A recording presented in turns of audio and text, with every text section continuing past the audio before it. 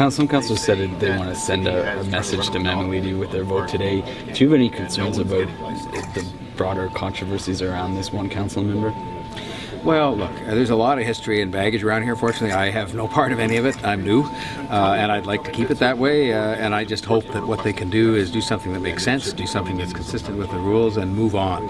I mean, we've got many other more important things to deal with than these kinds of things, and so I just hope they can deal with it, as was suggested, expeditiously and move on. The more facts that get on the table about this as to how many people will use it, what a big difference it's going to make in terms of young street relief and getting cars off the road, the more support is going to grow for Smart Track, in my view, and including among the people. I mean, the people sent me here to get this done, and I think today is a good step forward, and we'll just keep at it until it gets done. Well, there's a timeline that goes on with various other things that have to be done. I mean, this gets some of the basic facts on the table, as I believe the public would want.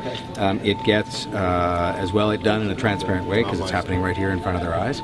And then I'm obviously working away with the other governments, and there's a lot to be done. But in terms of when a final vote might take place at council, I can't really predict that. You would like it sooner rather than later? Well, of course.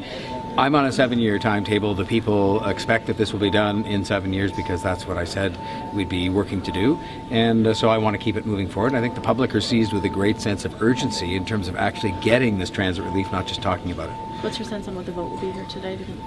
Oh, I think there's fairly solid support just based on the people speaking, but until people press those buttons, I've learned there's no point in making any predictions. Are you frustrated Rob Ford keeps calling for recorded votes? It's within the rules. I mean, I think that some of these requests seem to be just an exercise in making a point, and I'm not sure what the point is.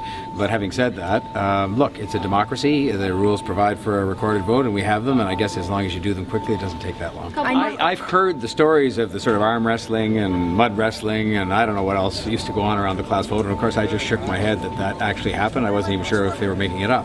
But I certainly had felt that, consistent with the tone and the rest of the place, that hopefully we can do better at a lot of these kinds of things and set a better example for the public and just use our time more productively than mud wrestling or arm wrestling over the clouds.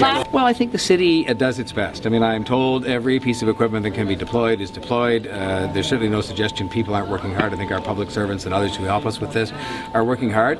And these storms are never easy to get through, and it's never perfect, but I think they've done a reasonable job today, and hopefully it stops snowing so that they can get it all cleaned up. Okay, thanks, guys. Mayor Tory, what were you saying to Councillor Mamoulides? You guys look like you had a long, sometimes heated conversation. No, there was no heated conversation at all. We were talking about public transportation, and there was no heat, no steam, no fire, no smoke. It was just a conversation about public transportation, so it was a good, productive conversation. Thanks, Trying to get a fixed subway in. Thanks, guys.